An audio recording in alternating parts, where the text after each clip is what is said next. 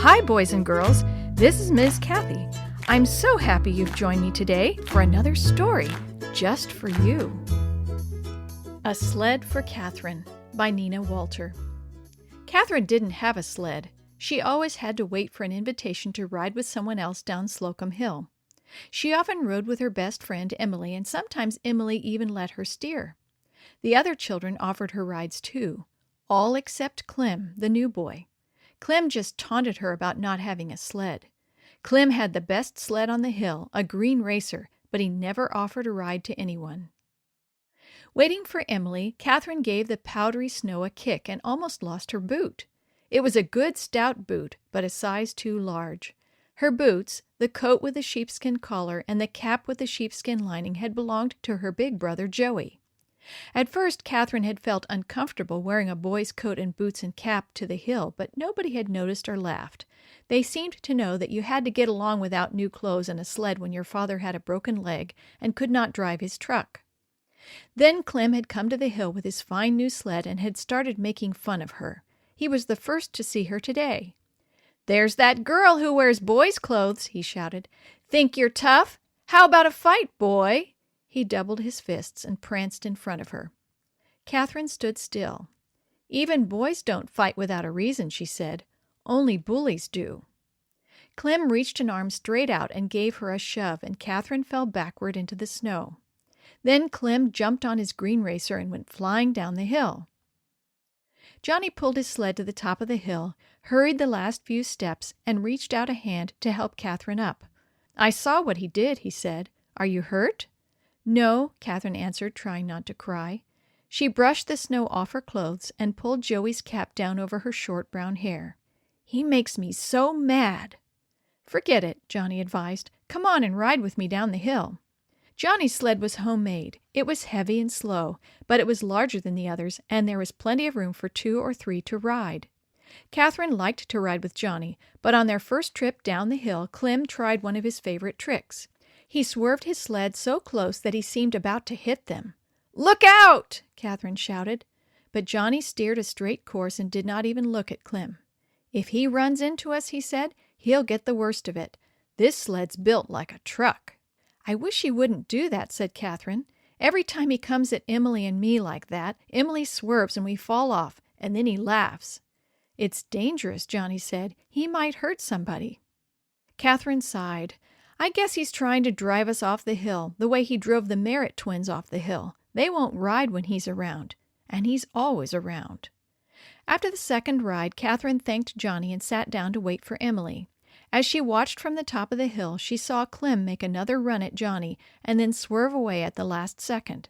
His sled skidded out of control, slid across the side of the hill, and hit a big maple tree. Clem rolled to the bottom of the hill, and his sled landed on top of him. Emily arrived just as Catherine stood up to see better. "What's the matter?" Emily asked. "What's going on?" "It's Clem," Catherine exclaimed. "He was pretending to ram Johnny, and he rammed the tree instead." "And broke his sled and maybe his head, I hope," Emily replied with a giggle. "Come on, let's go see." The 2 girls sailed down the hill on Emily's sled. Johnny was waiting for them. "Well, Mr. Smartypants finally took a fall," he said. "Aren't you going to see if he's hurt?" Catherine asked. "If he needs help, he can ask," Johnny replied. "Then I'll go. But if I go now and he doesn't need help, he'll just insult me. He might even say I ran into him." "But we saw what happened," Catherine said, "and he might really need help." Clem sat up then and brushed the snow off his face. He turned his sled over and looked at it. "I guess he's all right," Emily said. "Let's go back up the hill." One by one, the other children sledded down the hill and started back up. Nobody stopped to speak to Clem or to offer help. Catherine kept looking back. "Something must be wrong with him," she said. "He's still just sitting there."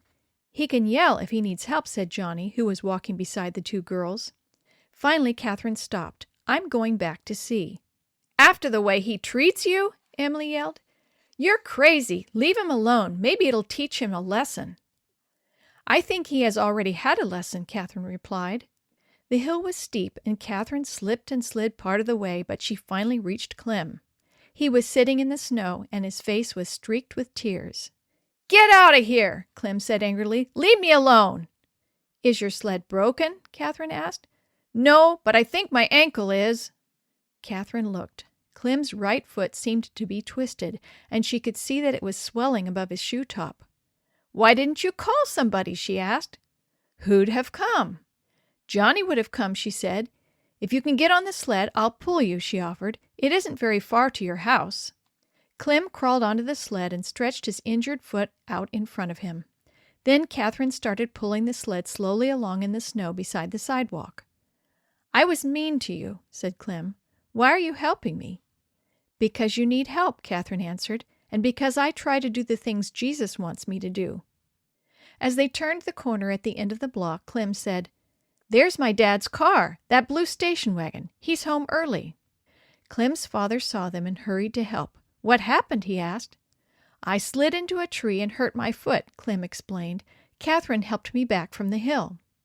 Clem's father knelt and looked at the foot. It may be broken. I'll carry you to the house and call Dr. Jameson. You're lucky to have a friend like Catherine.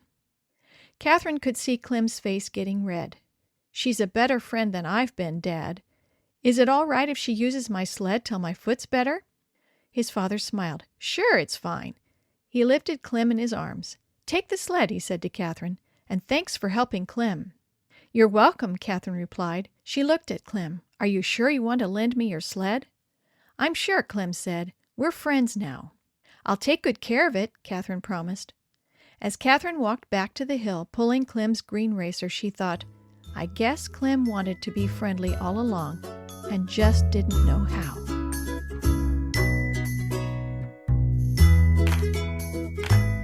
The story you have heard today is from Guide's Greatest Stories, written by various authors and compiled by Randy Fischel, and used with permission from the Pacific Press Publishing Association.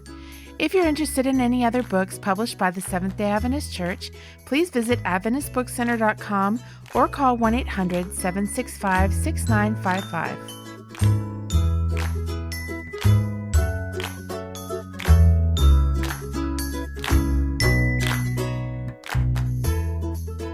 This podcast is a production of the Carolina Conference of the Seventh-day Adventist Church.